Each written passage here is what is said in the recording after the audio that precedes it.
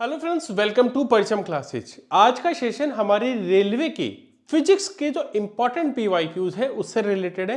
Physics आपको पता है रेलवे में बहुत इंपॉर्टेंट है, अच्छे लेवल की पूछी जाती है। तो आज का सेशन आपको डेप्थ में, बहुत डीप में हम लोग फिजिक्स को डिस्कस करने वाले हैं। तो चलिए, अगर आपको सेशन पसंद आता है तो वीडियो को लाइक जरूर करना, कमेंट जरूर करना। तो चलिए शुरुआत करते हैं आज के हमारे पहले एमसीक्यू के साथ और फिर एक डिस्कशन करते रहेंगे।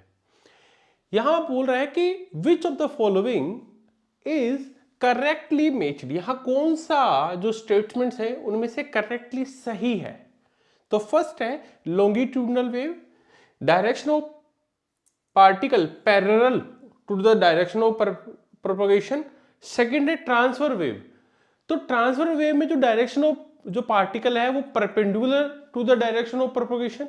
एंड थर्ड पॉइंट है compression is density is low. देखो एक चीज ध्यान रखना, जब हम लॉन्गिट्यूडनल की वेव की बात करते हैं तो साउंड क्या है, एक तरह का लॉन्गिट्यूडनल वेव है, आप सबको पता है, ठीक है। और इसकी जो डायरेक्शन होती है वो क्या होती है, कैसी होती है, पैरेलल होती है डायरेक्शन, इस तरह से। लेकिन जब हम ट्रांसफर वेव की बात करते हैं तो ट्रांसफर वेव में डायरेक्शन कैसे होती है, परपेंडिकुलर होती है, इस तरीके से। एंड थर्ड इंपॉर्टेंट पॉइंट, यानी सर यहां पॉइंट 1 और 2 तो बिल्कुल सही है। थर्ड क्या है, कंप्रेशन। कंप्रेशन का मतलब क्या है, ये मान लीजिए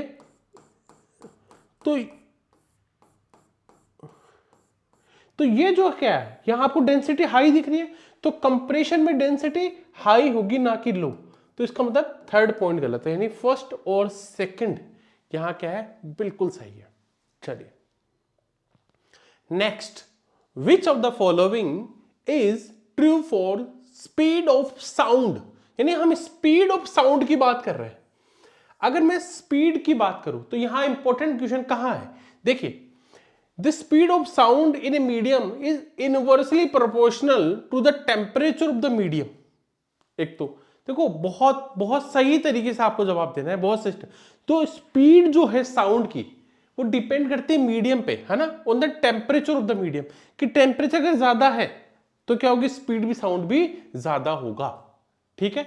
तो सॉलिड में जो स्पीड है वो ज्यादा होती है और फिर उससे कम होती है लिक्विड में, उससे कम होती है गैस में, ठीक है। और टेम्परेचर क्या करता है, इंक्रीज करता है। तो यहां क्या बोल रहा है, important question, the speed of sound decrease when go to solid to gases. बिल्कुल सही बात है, बिल्कुल सही पॉइंट है, ओनली 2 सेकंड सही है। वो परपेंडिकुलर है ना, इनवर्सली प्रोपोर्शनल नहीं होता है ना, क्या होता है, डायरेक्टली प्रोपोर्शनल होता है। कि टेम्परेचर ज्यादा होगा तो साउंड ऑफ स्पीड भी क्या होगी, ज्यादा होगी।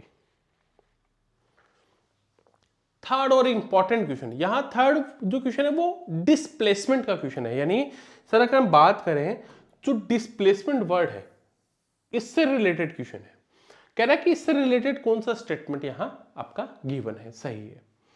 It is the shortest distance between initial and final position. First point बिल्कुल सही कह रहा है, क्योंकि जो डिस्प्लेसमेंट क्या होता है, सबसे शॉर्टेस्ट डिस्टेंस है। जैसे मुझे ए पॉइंट है, यहां से जाना है और मुझे बी तक जाना है, तो अगर मैं ऐसे घूम के जाऊं, एक तो ये रास्ता है, एक ये रास्ता है, तो सबसे शॉर्ट कौन सा है, ये वाला है। तो ये क्या है, ये है डिस्प्लेसमेंट। बिल्कुल सही है, ये पहला पॉइंट भी सही है। इसकी एसआई यूनिट जो है वो मीटर होती है, बिल्कुल सही है। डिस्टेंस और डिस्प्लेसमेंट दोनों की एसआई यूनिट क्या होती है, मीटर होती है। It is a scalar quantity नहीं, ध्यान रखना ये एक वेक्टर क्वांटिटी है। कैसी क्वांटिटी है, एक तरह की वेक्टर क्वांटिटी है। तो यहां फर्स्ट और सेकंड सही है, थर्ड यहां गलत है। देखो इसमें 2-3 पॉइंट समझ में आ रहा है कि displacement is the shortest distance between initial point and the final point and its SI unit is metre. Second point, the numerical value of physical quantity is magnitude. इसमें हम बात कर रहे हैं डायरेक्शन की भी, क्योंकि डिस्प्लेसमेंट में क्या होता है, डायरेक्शन भी होता है, डिस्प्लेसमेंट में क्या होता है, डायरेक्शन भी होता है। इसीलिए वो क्या है, वेक्टर क्वांटिटी है, ना कि स्केलर क्वांटिटी। तो फर्स्ट और सेकंड इसका क्या है, बिल्कुल सही है। Density of water is maximum, ध्यान रखना यहां वर्ड बोल रहा है मैक्सिमम कब होगी, वाटर की डेंसिटी की बात कर रहा है। एक चीज इसमें इंपॉर्टेंट क्या है, वो सबसे पहले एक तो टेम्परेचर याद रखना 4 डिग्री सेल्सियस पे, डेंसिटी क्या होगी, मैक्सिमम होगी कितने डिग्री पर, 4 डिग्री सेल्सियस पर। अब 2-3 पॉइंट्स यहां समझने वाले हैं कि जब टेम्परेचर डिक्रीज होगा यानी कम होगा, ठीक है, तो वाटर क्या होगा, 0 डिग्री पर आएगा, 0 डिग्री पर पानी क्या होगा, फ्रीज होने लगेगा, तो डेंसिटी क्या होगी, रिड्यूस हो जाती है और वॉल्यूम क्या हो जाता है, इंक्रीज हो जाता है, due to which of the ice float on the water. तभी तो पानी में बर्फ क्या करती है, फ्लोट करती है ना, बिल्कुल ध्यान रखना। 4 degree Celsius is the right option. अच्छा, इसमें एक क्वेश्चन छोटा सा है, वो अच्छा क्वेश्चन पूछा गया है। वो कह रहा है कि जो टेम्परेचर है उसको हम किस पे मेजर करते हैं। देखो थर्मोमीटर में, इससे रिलेटेड कुछ एक बात और करते हैं कि एक डिवाइस है थर्मोमीटर, थर्मोमीटर में हम लोग टेम्परेचर को मेजर करते हैं। ये पहली बार किसने डिस्कवर किया था, गैलीलियो ने। किसने किया था, गैलीलियो ने किया था। गैलीलियो गैली थे, उन्होंने इसके बारे में पहली बार बात की, उन्होंने इसको डिस्कवर किया था। अब यहां 2-3 वर्ड्स हैं, 2-3 वर्ड क्या क्या है। एक तो है यहां बैरोमीटर। बैरोमीटर क्या होता है, बैरोमीटर मेजर करता है एयर के प्रेशर को। हमारा एनवायरमेंट है चारों तरफ, इस एनवायरमेंट में जो एयर प्रेशर है उसको क्या करता है, मेजर करता है, एटमॉस्फेरिक प्रेशर को मेजर करने के काम में आता है। एक थर्मामीटर में क्या क्या होता है, देखो थर्मामीटर में आपने जनरली क्या देखा होगा कि एक उसमें लिक्विड होता है, वो तो मरकरी है। क्या होती है, वो मरकरी होती है, मरकरी के बने होते हैं। आजकल तो डिजिटल मीटर्स भी आ गए, आप वहां लेजर लाइट करोगे, स्किन पे टच होगा, आपको बता देगा कि आपकी बॉडी में टेम्परेचर कितना है, ठीक है। 37 डिग्री सेल्सियस होता है। और एक चीज और ध्यान रखना, ये कई बार फॉरेनहाइट में भी पूछा जाता है, तो कितना होता है 98.6, है ना, फॉरेनहाइट होती है, ये डिग्री सेल्सियस होता है। अलग अलग तरीके से पूछा जाता है। बैरोमीटर एयर प्रेशर को मेजर करने में काम आता है। What is the difference between 2 electrons in an orbit. देखो कितना डेप्थ में पूछा है कि जो इलेक्ट्रॉन्स हैं किसी ऑर्बिट में, 2 इलेक्ट्रॉन्स के बीच जो डिफरेंस है वो क्या है, तो वो है स्पाइन क्वांटम नंबर। अच्छा लेवल का क्वेश्चन है, मैंने पहले बताया था, है ना। क्या है, स्पाइन क्वांटम नंबर, यानी स्पाइन क्वांटम नंबर को किससे रिप्रेजेंट करते हैं, एस से रिप्रेजेंट करते हैं, ठीक है। चलिए, what is the numerical value of temperature at which Fahrenheit and degree Celsius are equal. तो कितने डिग्री पर फ़ारेनहाइट और डिग्री सेल्सियस क्या हो जाते हैं, इक्वल हो जाते हैं, तो वो है -40। कितना होता है, -40। ये जो थर्मोडायनेमिक्स टॉपिक है उसमें हम लोग डिस्कस करते हैं। तो -40 एक ऐसा टेम्परेचर है जहां जो फ़ारेनहाइट है और जो डिग्री सेल्सियस है वो इक्वल वैल्यू को रिप्रेजेंट करते हैं। चलिए, छोटे छोटे कुछ और है। Parsec, parsec is the unit of, parsec किसकी यूनिट है, पार्सेक यूनिट है लेंथ की। किसकी यूनिट है, लेंथ की यूनिट है। ध्यान रखना, ये 2-3 बार एग्जाम में आ चुका है, 2-3 बार एग्जाम में पूछा जा चुका है, इसलिए इसको क्या करना है, आपको नोट करके चलना है। Parsec is a unit of length. अब आप कहोगे सर लेंथ की तो बहुत सारी यूनिट है, तो फिर पार्सेक का यूज कहां करते हैं, लॉन्ग लार्ज डिस्टेंस के लिए। किसको मेजर करने के लिए, लार्ज डिस्टेंस को,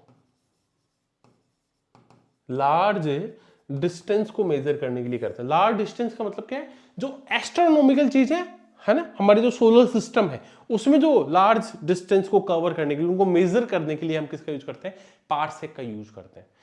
तो इसको हम यूनिट क्या है, ये भी एक डिस्टेंस की यूनिट है। यहां एक वर्ड है एक्सेलरेशन। एक्सेलरेशन का मतलब क्या होता है, rate of change of velocity, rate of change of velocity. Acceleration क्या है, अगर मान लो कोई चीज रन कर रही है ना, चल रही है, अगर उसकी स्पीड में चेंज हो जाए, अगर स्पीड चेंज हो जाए यानी कम हो जाए, ज्यादा हो जाए, तो भी हम कहेंगे कि वो जो कार है वो एक्सेलरेशन में है, वो ऑब्जेक्ट एक्सेलरेशन में है। मान लो स्पीड तो कांस्टेंट है, एक स्पीड से कोई गाड़ी चल रही है 40 किलोमीटर पर आवर की स्पीड से, लेकिन उसकी डायरेक्शन चेंज होगी, तो डायरेक्शन का चेंज होना भी क्या है, एक्सेलरेशन है, ठीक है। इसको हिंदी में क्या कहते हैं, त्वरण बोलते हैं।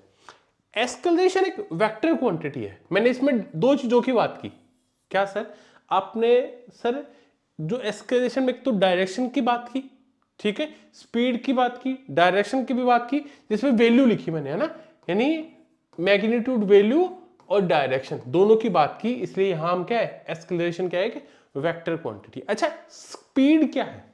स्पीड, स्पीड एक स्केलर क्वांटिटी है, स्केलर।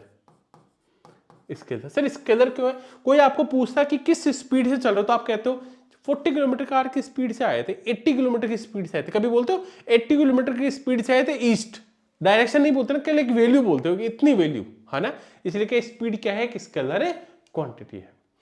अच्छा, टाइम की एसआई यूनिट क्या होती है? सेकंड होती है, ध्यान रखना, एसआई यूनिट की बात कर रहा हूं। चलिए, जब हम बात करते हैं नॉइस की, noise is measured in which unit?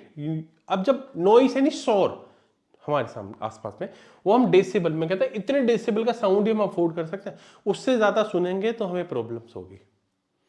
तो साउंड की इंटेंसिटी को मेजर करने के लिए हम किसका यूज करते हैं? डेसिबल का यूज करते हैं। यानी अगर इससे ज्यादा साउंड, जैसे मैं कहूं, जैसे मैं और आप बात करते हैं, जनरली हम किसी से बात करते हैं तो 35 से 45 डेसिबल का साउंड यूज होता है, यानी इतना हम बात करते समय हम इतने डेसिबल के साउंड में बात करते हैं। अगर मैं इससे, अगर आपको सुना हो तो कितने डेसिबल का साउंड हो, 25 से 30 डेसिबल हो तो आपको नींद आ जाएगी।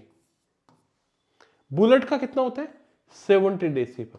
और बड़े बड़े ट्रेन, इंजन, जेट, एयरक्राफ्ट, उनका होता है 80 टू 90। अगर इतना साउंड के आसपास हो गए तो आपको दिक्कत होगी। उससे ज्यादा अगर साउंड हो गया किसी मशीन वगैरह का तो आप बहरे भी हो सकते हैं, है ना, आपको सुनने, ब्लडिंग होने लगेगी ईयर नोज से, है ना, और आप क्या होगे, आपको सुनना कम हो जाएगा, इसलिए कम डेसिबल का साउंड। लेकिन इंडिया में हम जनरली जो है वो जो 55 डेसिबल तक के साउंड, बाद में दिन में जो सिटीज में 55 डेसिबल तक गवर्नमेंट अलाउ करती है, उसके बाद अगर आप बजाओगे, ठीक है, तो आप कंप्लेंट कर सकते हैं किसी भी पर्सन के खिलाफ। अच्छा, पास्कल, पास्कल किसकी यूनिट है? पास्कल यूनिट है प्रेशर की, पास्कल नहीं है ये, है ना, पास्कल है, पास्कल यूनिट है प्रेशर की, ठीक है। फेराडे यूनिट है unit of charge, unit of charge, ठीक है। चलिए, विच of the following is a SI unit of pressure? SI unit of pressure, तो प्रेशर क्या भी बताई थी? पास्कल। पास्कल क्या है? SI unit of pressure. Pressure क्या है? Pressure is a force unit पर एरिया। प्रेशर क्या होता है? प्रेशर होता है फोर्स यूनिट पर एरिया। ये बिल्कुल सही है सर। अच्छा, अगर मैं ल्यूमिनियस इंटेंसिटी की बात करूं तो ऐसा यूनिट ऑफ ल्यूमिनियस इंटेंसिटी क्या होगी? कैंडेला। बिल्कुल सही है, क्या होगी? कैंडेला, इसका राइट ऑप्शन होगा। अच्छा, एक क्वेश्चन अच्छा था, वो रेलवे एसएससी जेई में पूछा गया था और रेलवे में भी मल्टीपल टाइम पूछा गया कि जो इलेक्ट्रॉन है, इलेक्ट्रॉन उसका जो मास होता है वो प्रोटॉन के मास के कितना टाइम होता है, ये वो पूछा है। तो कितना होता है? 1/1837। सोचिए, यानी इलेक्ट्रॉन का मास कुछ भी नहीं होता, ना के बराबर है प्रोटॉन के मास के। यानी इतने इलेक्ट्रॉन होंगे ना तब वो एक एटम के, एक प्रोटॉन के बराबर मास होगा। बिल्कुल सही है। अच्छा, वो ये बोल रहे हैं कि आपने एटम देखा है, एटम के बीच में होता है न्यूक्लियस। न्यूक्लियस में दो चीजें होती हैं, क्या होती है? प्रोटॉन और न्यूट्रॉन होते हैं। ऐसा कौन सा एलिमेंट है, या एक है कि सब में दोनों चीज होती है, प्रोटॉन और न्यूट्रॉन, किसमें नहीं होता? तो न्यूट्रॉन किसमें नहीं होता है? हाइड्रोजन में नहीं होता है, प्रोटोनियम। अब यहां हाइड्रोजन का एटॉमिक नंबर 1 है, एटॉमिक मास 2 होना चाहिए ना, लेकिन इसके न्यूक्लियस में क्या होता है? सिर्फ न्यूट्रॉन होता है, सिर्फ एक ऐसा एलिमेंट है। और जितने भी एलिमेंट है पीरियोडिक टेबल में कितने हैं टोटल? 118। तो 117 में जो होता है वो क्या है? उन सब में प्रोटॉन और न्यूट्रॉन जरूर होता है उनके न्यूक्लियस में, केवल एक आप हाइड्रोजन को छोड़ दे दो, तो हाइड्रोजन को छोड़कर सब में होता है, ठीक है। चलिए, अच्छा, एयर ह्यूमिडिटी उसको मेजर करने के लिए किसका यूज करते हैं? देखो, इसका आंसर बिल्कुल हाई ग्रो, ध्यान रखना ये वर्ड जो याद रखना, हाई ग्रो। हाई ग्रो का मतलब है कि जहां आप एयर ह्यूमिडिटी की बात कर रहे हैं, वाटर वेपोर, हमारे एयर में जो वाटर के वेपोर्स हैं उनके अमाउंट को मेजर करने के लिए यूज करते हैं। माइक्रो, माइक्रो एक ऐसा डिवाइस है जो जो क्या करता है, मैकेनिकल इंजीनियरिंग में बहुत ज्यादा काम आता है। ठीक है, मैकेनिकल इंजीनियरिंग में थर्मामीटर, थर्मोमीटर में आप टेम्परेचर को मेजर करते हैं, लेकिन है ना। और अगर आप बात करें ऐसा यूनिट क्या होती है टेम्परेचर की, ऐसा यूनिट क्या जानते हैं, केल्विन। आपने केमिस्ट्री वगैरह में बहुत जगह केल्विन वर्ड ही सुना होगा, वहां डिग्री सेल्सियस नहीं सुना होगा। क्यों? क्योंकि ऐसा यूनिट है। ठीक है, अब अगर मैं बात करूं आपसे और इंपॉर्टेंट बहुत सारे, क्योंकि मेजर जो होते हैं कि कौन किससे किसको मेजर यूनिट करते हैं, मेजर यूनिट्स के बारे में बहुत बार एग्जाम में पूछा जाता है। तो जितनी भी इंपॉर्टेंट मेजर यूनिट्स हैं मैं उनके बारे में आपको बताता जा रहा हूं, तो एक नंबर यहां से मिस नहीं करना है आपको। ठीक है, देखो आपने एक एटम देखा, एटम के न्यूक्लियस में दो चीजें होती हैं, प्रोटॉन होता है और न्यूट्रॉन होता है। दो चीजें होती है बिल्कुल। प्रोटॉन जो है पॉजिटिवली चार्ज है, न्यूट्रॉन न्यूट्रल होता है, यानी उस पर कोई चार्ज नहीं होता।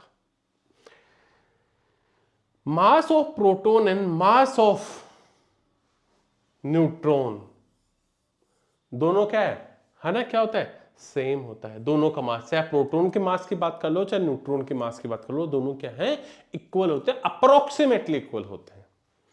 अच्छा, कभी कभी आप जब कैथोड रेज होती हैं तो आप उनको कौन सी रेज बोलते हैं, रे ऑफ इलेक्ट्रॉन्स, क्या बोलते हैं, कैथोड रेज जो होती है वो क्या है, वो होती हैं रेज ऑफ इलेक्ट्रॉन। कैसे?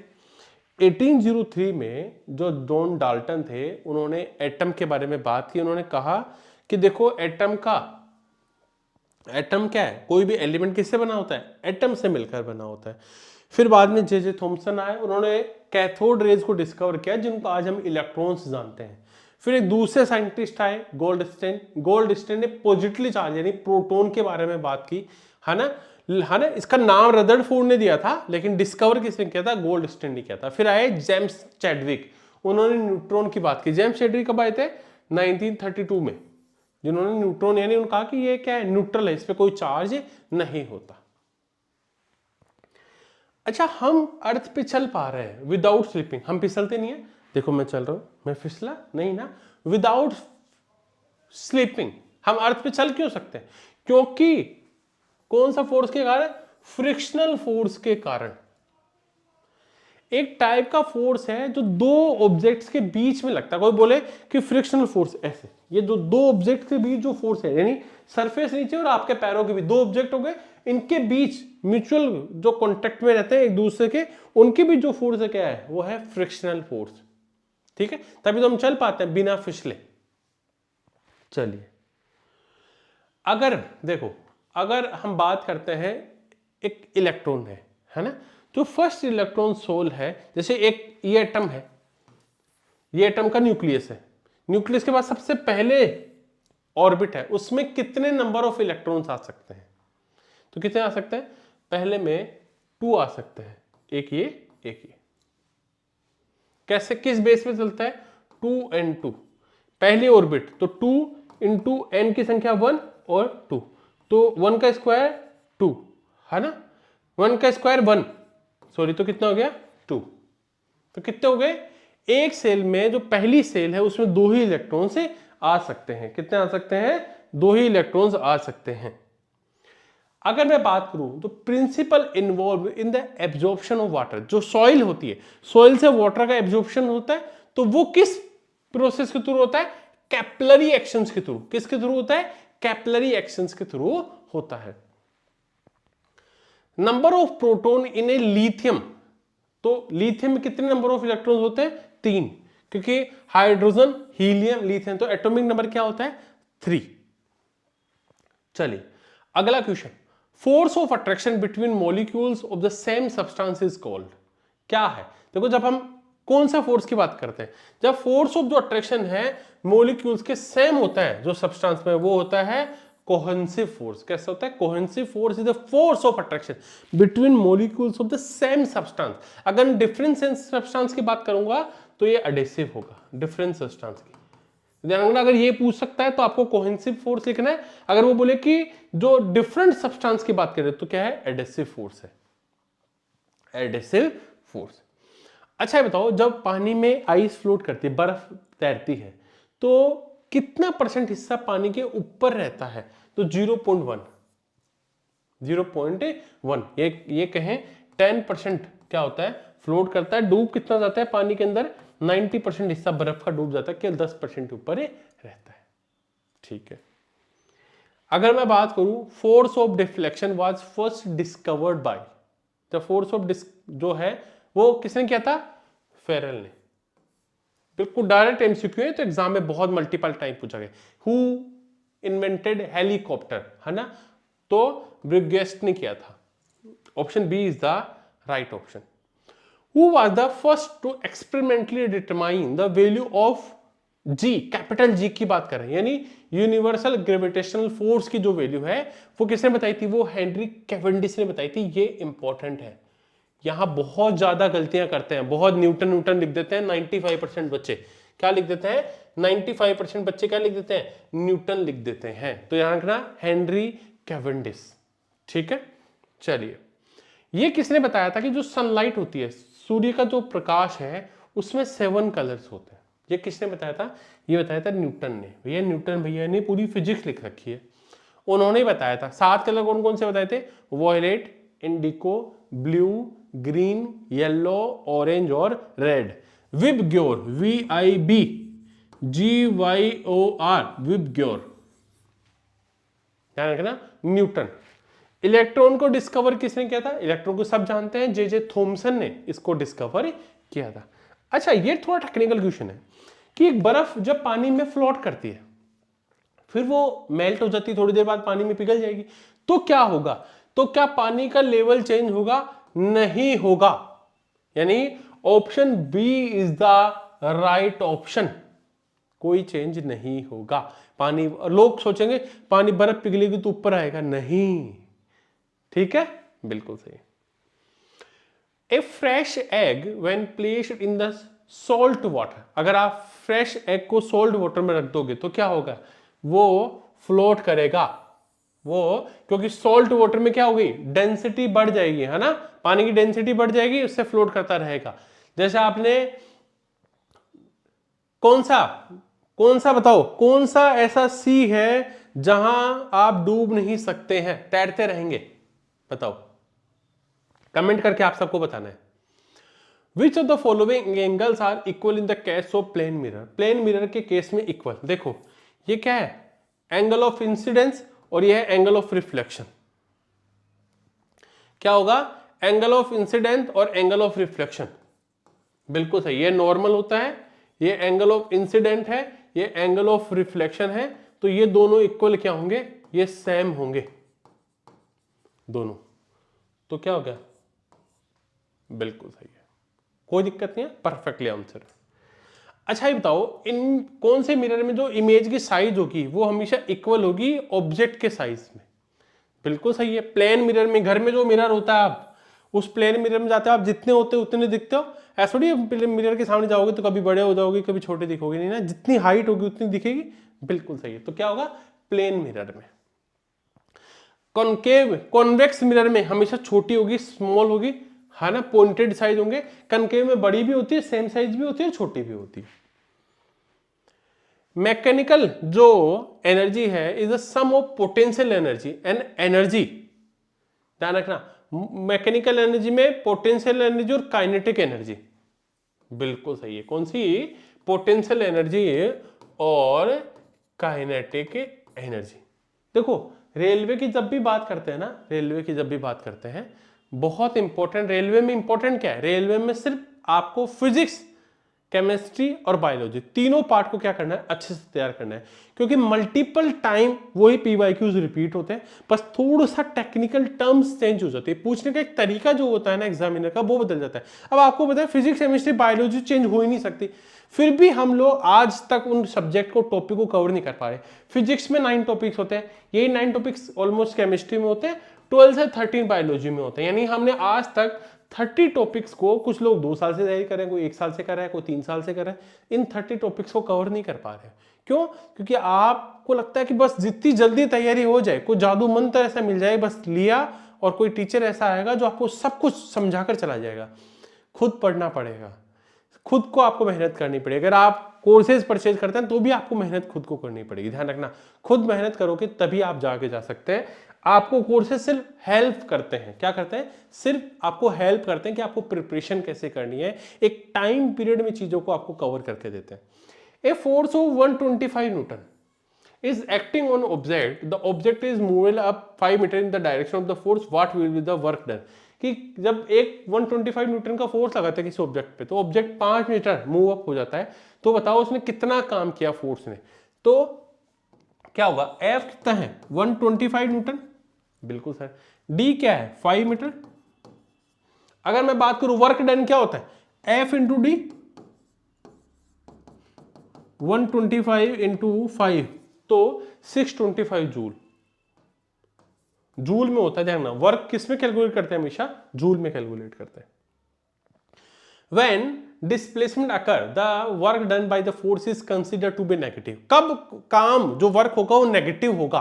कब होगा? जब वो क्या होगा? जब वो अपोजिट डायरेक्शन में होगा फोर्स के। जिस डायरेक्शन में फोर्स लगाओगे, अगर उसके अपोजिट डायरेक्शन में होगा तो क्या होगा? वो डिस्प्लेसमेंट अगर अपोजिट, तब हम कहेंगे जो किया गया काम है, जो वर्क डन है, वो क्या है? नेगेटिव है। किस टाइप की? जब रबड़ के बैंड को स्ट्रेच करते हैं तो हमने उसको क्या कर दिया? एक पोटेंशियल एनर्जी दी, उसको पोटेंशियल दे दिया कि अब जोर से आके लगेगा, तो पोटेंशियल एनर्जी। रबड़ को स्ट्रेच करते हैं तो कौन सी एनर्जी? Potential energy. जब एक बुलेट जो गन है ना, फायर कर देते हैं, यानी चली गई, तो जो गन, तो पोटेंशियल एनर्जी किस में कन्वर्ट हो गई? काइनेटिक। क्योंकि कोई चीज चल रही है, अगर जा रही है तो उसमें क्या है? मोशन में है। इसका मतलब उसमें कौन सी एनर्जी है? काइनेटिक एनर्जी है। डिस्प्लेसमेंट के बारे में कौन सी बात गलत है? पॉजिटिव भी हो सकता है डिस्प्लेसमेंट, नेगेटिव भी हो सकता है, जीरो भी हो सकता है। डिस्प्लेसमेंट इज नेवर ग्रेटर, बिल्कुल सही है, बराबर हो सकता है लेकिन ज्यादा नहीं हो सकता। डिस्प्लेसमेंट का मतलब ही है सबसे छोटा, शॉर्टेस्ट। याद है ना, शुरू में बताया था। इसके ऐसा यूनिट मीटर होती है, इसलिए ये गलत है, इसलिए ये गलत है। अगर मैं बात करूं which set of condition represent the way of liquefy a gas, किसी गैस का लिक्विफाई होना क्या है? जहां टेम्परेचर तो क्या हो? लिक्विफाइड। लो टेम्परेचर और प्रेशर क्या हो? हाई हो। लो तो क्या हो? टेम्परेचर और प्रेशर क्या हो? हाई हो। देखो, आपने सुना होगा ना कि भाप से जलना ज्यादा दर्दनाक होता है। अगर आपके ऊपर मैं पानी डालूंगा, इतना तेज जलन नहीं होगी जितना भाप से, स्टीम से जलोगे, है ना, उससे आपको ज्यादा पेनफुल होगा। क्यों? क्योंकि इसके अंदर क्या होती है? उस स्टीम में लेटेंट हीट होती है, गुप्त ऊष्मा होती है। लेटेंट हीट के कारण हमें, तभी तो कहते हैं कि भाप से जलना ज्यादा दर्दनाक है, ज्यादा पेनफुल होता है। ठीक है। कौन सी इमेज हमेशा, है ना, अच्छा, कॉन्वेक्स मिरर में हमेशा इमेज कैसी होगी? कैसी होगी? हमेशा होगी वर्चुअल। हमेशा कॉन्केव में तो होती है, रियल भी होती है, वर्चुअल भी होती है, लेकिन कॉन्वेक्स में हमेशा क्या होती है? वर्चुअल होती है, छोटी होती है, सीधी होती है। याद है ना? बिल्कुल सही। अच्छा, ईएनटी डॉक्टर सर पे लगाते हैं और ऐसे देखते हैं आपको, कौन सा यूज करते हैं? वो कॉन्वेक्स। कॉन्वेक्स मतलब क्यों करते हैं?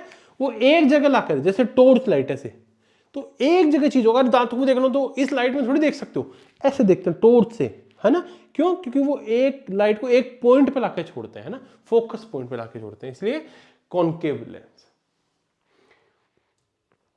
Electric current in a metal wire is due to the flow of electron. अगर आपको पता है जब इलेक्ट्रिसिटी कब फ्लो करती है? जब मेटल में इलेक्ट्रॉन फ्लो करते हैं, तो तभी एक डायरेक्शन में जब इलेक्ट्रॉन भागेंगे ना, एक डायरेक्शन में, तभी आपको उस वायर को टच करने पे क्या होगा? करंट फील होगा। चलिए,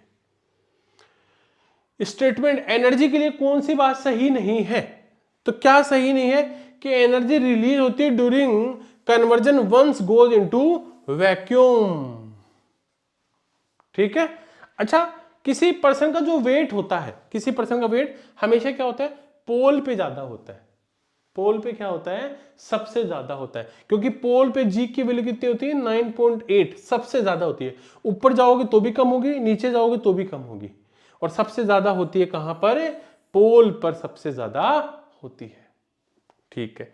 अच्छा, एक बात बताओ, स्पीड ऑफ साउंड, साउंड की जो स्पीड है सबसे ज्यादा कहां होगी, सबसे ज्यादा होगी स्टील में, सॉलिड में, फिर लिक्विड में, फिर गैस में।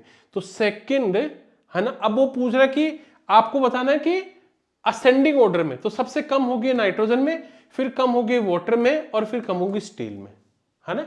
यानी अगर कोई पूछे कि बताओ सबसे ज्यादा किस में होगी, तो सबसे ज्यादा सॉलिड में, फिर लिक्विड में, फिर गैस में। ऐसा ही होती है, बिल्कुल सही। अच्छा, बैलेंस फोर्स के बारे में एक सही बात बताइए कि बैलेंस फोर्स, तो बैलेंस फोर्स है ना, बैलेंस का मतलब है वो बैलेंस में रखेगा, वो आपकी स्पीड को चेंज नहीं कर सकता, ये बात भी सही है ना। वो आपकी शेप साइज ऑब्जेक्ट की चेंज कर सकता है ना। वो स्टेशनरी मोशन में नहीं ला सकता। अगर किसी चीज को मोशन में लाना हो, अगर उसकी स्पीड में चेंज करना हो, तो क्या करना पड़ेगा, आपको अनबैलेंस फोर्स लगाना पड़ेगा। चलिए, अच्छा, correctly matched, first law of motion. ठीक है, फर्स्ट लॉ ऑफ मोशन, जो जिस रेस्ट में होगा तो रेस्ट में रहेगा, मोशन में होगा तो मोशन में रहेगा। सेकंड लॉ फोर्स को डिफाइन करता है, पहला भी बात सही है, दूसरी बात भी सही है। तीसरा, थर्ड लॉ ऑफ मोशन नहीं, एक्शन रिएक्शन लॉ है थर्ड, तो ये तो गलत होगा, यानी फर्स्ट और second is the right option. अच्छा, सेकंड लॉ ऑफ मोशन की कौन सी एप्लीकेशंस नहीं है, सेकंड लॉ ऑफ मोशन को तो आप अच्छे से जानते हैं। सेकंड लॉ ऑफ मोशन क्या है, कैच करना, जो क्रिकेट की बॉल है ना, और high jump, athlete high jump करते हैं, तो बिल्कुल सही है सर, बिल्कुल परफेक्टली सही है ना। तो फर्स्ट और second is the right option. अच्छा बताओ, सेंट्रीपिटल फोर्स, सेंट्रीपिटल फोर्स कर रहे हैं, change in direction involve change in velocity, acceleration है, बिल्कुल सही, एकदम परफेक्ट बात बोल रहे हो।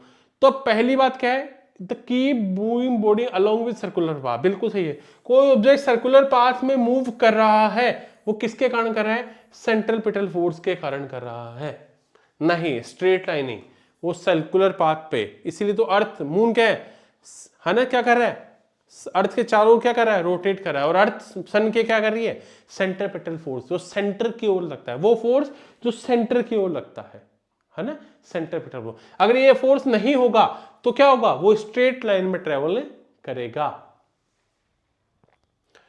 विच of the following statement correct for gravitational force, gravitational force के लिए कौन सी बात सही है, all object in the universe attract each other, बिल्कुल बात सही है। मैंने आपको बताया है बहुत डेप्थ में कि जितने भी ऑब्जेक्ट्स होते हैं इस यूनिवर्स में, हर चीज एक दूसरे को क्या करती है, अट्रैक्ट करती है, बिल्कुल गलत है ना, बिल्कुल first point is the right option.